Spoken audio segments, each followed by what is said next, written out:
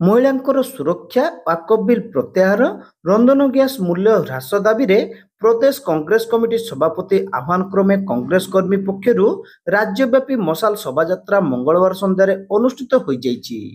एही परिप्रेक्षी रे बालेश्वर जिला कांग्रेस कमिटी पक्षर सहरर पुलिस लाइन स्थित आंबेडकर प्रतिमूर्ति रे माल्यार्पण परे मशाल शोभायात्रा बाहरिथिला। सदर निर्वाचन मंडली नेत्री मोनालिसा सामल और युव नेता सरोज लेंका आभाकत्व आयोजित यह शोभायात्रा वरिष्ठ कांग्रेस नेत्री अर्चना नंदी, ज्योत्ना सेनापति, वरिष्ठ कांग्रेस नेता गोपीनाथ पाढ़ी, असगर अली समेत बहु नेता और कर्मी सामिल होते। नित्य व्यवहार्य सामग्री दर आकाश छुआ भाव बढ़ी चलता बेले रंधन गैस मूल्य वृद्धि बेड़ी उपरे करड़ा माड़ सुची बोली कांग्रेस नेता माने अभियोग करिसेंती। ह्रास पाई चलितिबा साधारण लोकंकर जीवन धारणर मान प्रति दृष्टि न देई क्षमतासीन बीजेपी सरकार वाकफ बिल पास कराइबा अत्यंत दुर्भाग्यर विषय बोली सेमाने कहितिले। सेहीपरि ओडिशा रे पूर्व सरकार समय जेते अन्याय दुर्नीति और भ्रष्टाचार होइतिला एबेर बीजेपी सरकार अल्प दिन रे ताठारु बढ़ी गलानी बोली कांग्रेस नेता अभियोग करथिले। विशेषकर राज्य में महिला एवं असुरक्षित हो पड़ती। मूल्य वृद्धि नियंत्रण वाकफ बिल प्रत्याहार नहीं सरकार उचित पदक्षेप ननेले आगामी दिन में कांग्रेस राजरास्ता को ओह्लाइब बोली कांग्रेस नेता माने चेतावनी देथिले। कांग्रेस सभापति श्रीयुक्त भक्तचरण दास निर्देश क्रमे आज आम मशाल यात्रार आयोजन कर मूल मुद्दा हो नारी को सुरक्षा निहाती दबा दरकार। कारण नारी निर्यातित अवस्था अच्छी, नाबालिका मान दुष्कर्म कर जो कि स्कूल पे गला बेले सुरक्षित अवस्था बापा माँ छाड़ुले, बर्तमान से पाने निरापित अवस्था नहांती।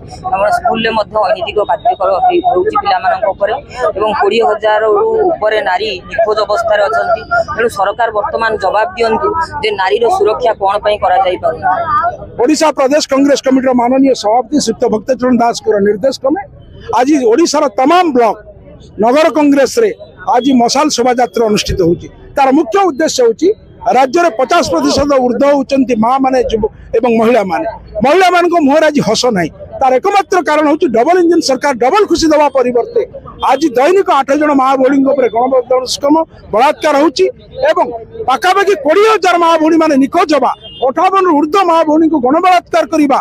तेणु बेबिना परी इतिश्री समस्त को लेकिन जभली भाव में ये ओडिशा रे माँ माने आज निर्यातित होती से आमे प्रतिवाद कला बेलू कांग्रेस दल उपर लाठीचार्ज, गियर गैस एवं तमाम प्रकार अकथनीय अत्याचार कर 5,000 ऊर्ध्व लोकों नेता आज केस कर डरबार नहीं, आम दबार नहीं। आम आगु को बढ़ू, नारी जाति हस फुटाई चेष्टा करूँ। सरकार बाध्य हे माँ मान सुरक्षा जोगे देवाई, नारी मान सुरक्षा जोगे देवाई। जदि सुरक्षा न दिखती निर्णायक लड़ाई हम गाँ गाँव में प्रति पंचायत रे, प्रति वार्ड रे, प्रति शहर म्युनिसिपालिटी एनएसी रे कांग्रेस विक्षोभ कर सरकार कौन नैतिक अधिकार रही। राज्य सरकार आसीला जदि महिला मान मुहर हस न देती सुरक्षा जोगे न सरकार विरुद्ध तीव्र आंदोलन कांग्रेस दल कर।